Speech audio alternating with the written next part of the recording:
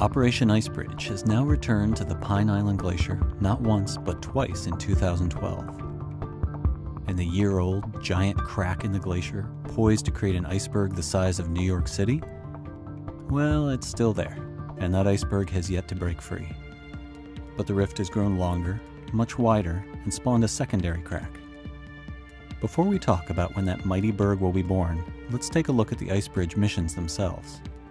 Icebridge's first return to the glacier was a high-altitude flight over the entire region, including the Thwaites, Smith, and Kohler glaciers. After this campaign is over, scientists will be able to compare this broad survey with previous year's measurements in order to better document the rapid and widespread changes in the region over time. For the second mission, NASA's DC-8 flew, as it does for most Icebridge flights, at 500 meters above the ice. And this mission was about creating a brand new set of data. The flight lines took the team over previously unmeasured tributaries of the glacier and also surveyed the bedrock below them to provide a baseline for measuring change in the future. So while this focus on the Pine Island region, NASA Goddard calving specialist Kelly Brunt says the ice in the region is substantially thinning and its flow is accelerating. Ultimately, the change that we see in that whole region, not just Pine Island, but also its neighbor Thwaites Glacier, this change represents the largest input to sea level rise from an Antarctic source. The rift has been an intriguing phenomenon to watch over this last year, but is it a really important event? When we talk about Antarctica and we talk about the health and state of our ice sheets, we talk about mass balance. And what you have on one side of the mass balance equation is accumulation or snowfall coming in. And when we talk about balance, that has to be balanced by things coming out. And in Antarctica, that happens either through surface melt or basal melt, or the big number in Antarctica, which is calving. Calving accounts for 80% of that side of the equation.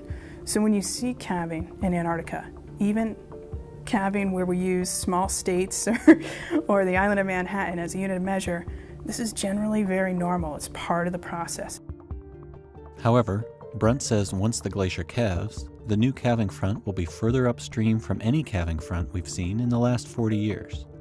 I've used the analogy of a fingernail to talk about calving.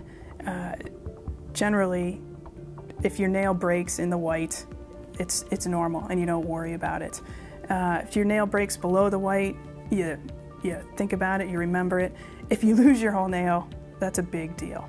Much of the calving, the 80% of the net loss through calving, can be equated to losing the white part of your fingernail. Things that we saw in the early 2000s in the Antarctic Peninsula side, the Larsen A, the Larsen B, that's equivalent to losing your whole nail.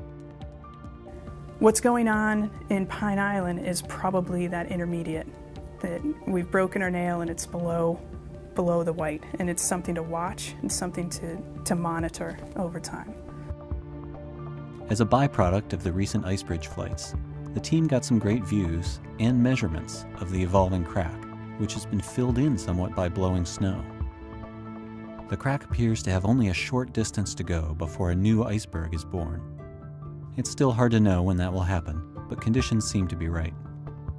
Sea ice acts as a buttress or a dampener for sea swell that actually protects the front of these ice shelves or the front of these floating glaciers from calving. So the fact that there's no sea ice in front of Pine Island Glacier right now implies that it might be in a state that's sort of primed to calve. After Icebridge heads back home from this campaign, its data will be used to monitor the state of Antarctic ice sheets, while satellites will continue to watch the rift in the Pine Island Glacier as the melt season continues.